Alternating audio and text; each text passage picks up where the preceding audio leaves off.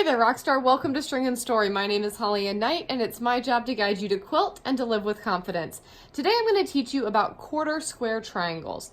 Now, as confusing as the name can seem at first, this is in fact a square that's made of 4 triangles. And I'm going to show you 2 methods using standard rotary cutting techniques today. The first uses just a standard ruler, and the second a specialty ruler. These are my top 2 techniques for rotary cutting to make quarter square triangles, and I love to keep these in my back pocket at all times. All right, now this first method simply starts with a square, and I'm going to be showing you guys how to make 4-inch finished quarter square triangles. That means that once we piece the units and trim them, they will be 4.5 inches. Once they're in your quilt, they will finish at 4 inches square. Now, in order to make quarter square triangles, starting with a square, you're going to take that finished unit size of 4 inches and add 1.5 inches to it. So that means that I have here a 5.5 inch square. Now, if you're very accurate with your 1/4 inch seam, you may be able to get away with doing a 5.25 inch square. But I would start at 5.5, especially when you're getting going. You'll get the groove of things and then decide if you prefer to leave it big and trim down, or if you want to start a little smaller and have just more accuracy overall, okay? Now, I've already done the first step here, that I've taken these squares. There's actually 2 squares here because we need at least 2 colors to make this block so that there's contrast, right? And if these were prints, I would have them right sides together, so the pretty sides together. But because I'm working with solids, there's not a wrong side, all right? And I have cut simply an X across from corner to corner on these squares, and I'm gonna sew them together. You can see I've sewn my first together here. This makes 2 quarter square triangles at a time. So I've sewed my first together, and let me just show you how I did that by sewing the second one. Simply run it under your machine. Now, you will want to make sure that, like where these were all laid out, that you don't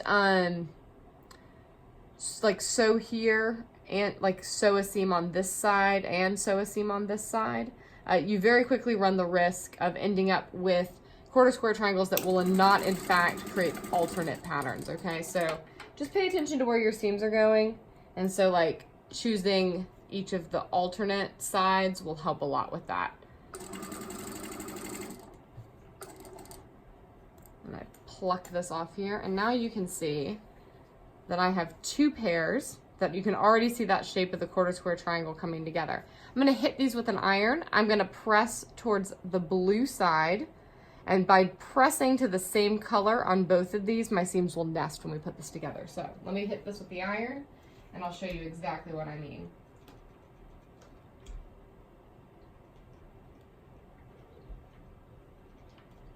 All right, so here are my nice pressed units, and now you can see when I flip these right sides together how I can just butt these seams right up against each other, and see how nice and flat that lays. And I can pop a pin in there just to keep it really stable while we're sewing. The pin becomes optional, again, as you get in the flow of things, but you know, start with it.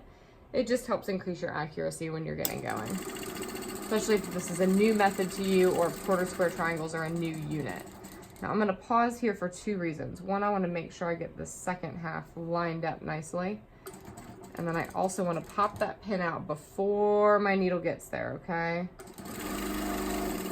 Sew on down. Bring this leader to the front. This leader simply prevents me from having to deal with long thread tails every single time I cut something out from under my machine. You know, you can see already, it's gonna be pretty. Now watch this. This seam, see how that just pops right open? And so now when I press this, I can spin it, all right? And that's gonna make this real flat on the back.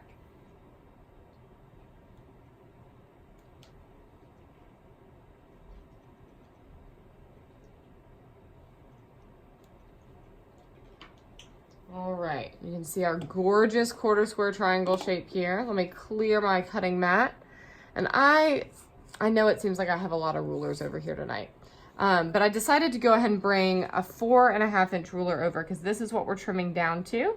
You can see that there is extra all the way around, but notice I have marked the center point on my ruler so that the center of my quarter square triangle actually in fact ends up centered once I trim it. And I'm using this diagonal line to make sure everything is nice and square while I trim, all right? I'm gonna trim side 1, and let me just reach through my machine real quick. Funky little angle here. Side 2, and you don't wanna cut towards yourself, so I'm actually gonna pivot this whole thing. And line my edges back up that I already cut, line that center up and that diagonal line.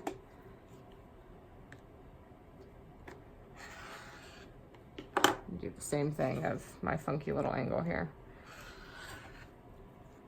And so there you have it, real quick, and you can see if I wasn't chatting and had fed those other 2 pairs through, I would already have 2 gorgeous quarter square triangle blocks. Now these, because they only use 2 colors, are also known as Hourglass Blocks. These are a really fun unit. They add a lot of movement. Now you can see here, I'll just go ahead and own it. I've got a teeny tiny gap between my points. Probably just means I didn't quite butt things up quite enough. Bit of habit and getting in the swing of things, and you'll have that absolutely perfect. Though honestly, that's good enough for me, because done is better than perfect. All right, our next method uses a tool called the Essential Triangle tool. This is a tool created by Bonnie Hunter, whom I love, and she creates wonderful things, and she is a master quilt maker indeed. So this handy little ruler, there's a guide that comes with it about how wide to cut your strips for different sizes of quarter square triangles, and it tells us to use a 2.5-inch strip to make 4-inch finished quarter square triangles. All right, I'm gonna line it up so that the line is on my fabric, but not like, you know, sitting way up on it, just barely up on it. And you can see the line up here that's also lined up. And I'm gonna make 3 total cuts. The first 2 will cut out my first pair of triangles. See them right there? Oh, I've got a stray thread. There we go. And then I'm gonna rotate my ruler 180 degrees. And you can see my blue strip is just barely long enough to demonstrate this.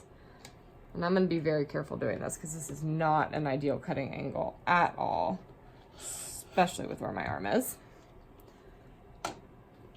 And you can see now I have my 2 pairs, and I'm gonna feed these through. I'm gonna make sure I'm feeding them. This is what I was trying to explain earlier. See how I'm feeding them through the same direction? So my little notch is on the upper right for both, or with the other method, you can make sure your point is on the upper right for both, and the same color is up, okay? And that matters so that when we pull these off, we can flip them to create that hourglass effect, right?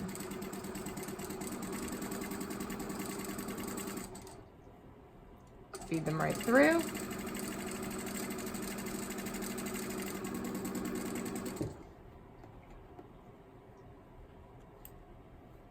And just like with our last ones, I'm going to make sure that I press both to the blue side so that my seams will nest, okay? I prefer to press my seams to the side. Some folks prefer to press them open. It's largely a matter of personal preference. We all have our reasons for why we prefer one over the other. But you'll notice that in the directions that I give, that I talk about pressing your seams to the side. And it is particularly handy in a situation like this, so that you can then nest those seams and make sure they're bumped right up against each other, okay? Now, this method is going to take a lot less trimming than our last method. And notice those little notches means there's actually gonna be a little less bulk in the center there, which is a nice feature, especially if you've got a lot of these guys in a quilt. Those center seams can really add up and make your top a bit bumpy. So making sure that you nest those seams and spin them like I showed you will help a lot.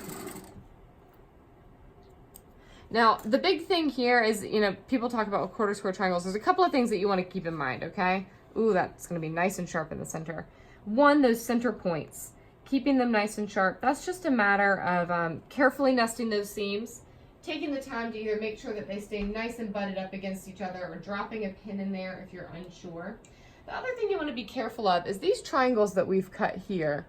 Notice that the grain of fabric goes like this, which means that these edges are on what's called the bias, All right, and that means that they are stretchier. I'll show you with these little triangles. I don't want to stretch out those nice triangles, but see how these are on, oh, these are on the straight of grain. But you can see as I tug cross grain on here, that bit of stretch. And the same is true of these edges over here, that there's a bit more stretch there. So you do want to be careful as you put these through the machine that you don't tug on them too much, or that will also distort these lines. But you can see with this essential triangle tool method, we've got another lovely crisp quarter square triangle. I'm going to do the same thing to trim. Notice how little trimming this needs, right? That's one of the really lovely things about the essential triangle tool method is you can use strips and it makes them a little faster to cut out. There's a little less fiddling with it. I like methods with triangles that use less fiddling. I'm less likely to stretch things out and distort them if I'm handling them less. And you just get such a crisp unit at the end of it, okay? Hardly any trimming at all, really, like a thread maybe. See, just a tiny bit. And look at that gorgeous unit. So these are your two methods, using an oversized square to make 2 at a time, or using your essential triangle tool. You really could just line your strips up and make a whole bunch. And both make beautiful quarter square triangles.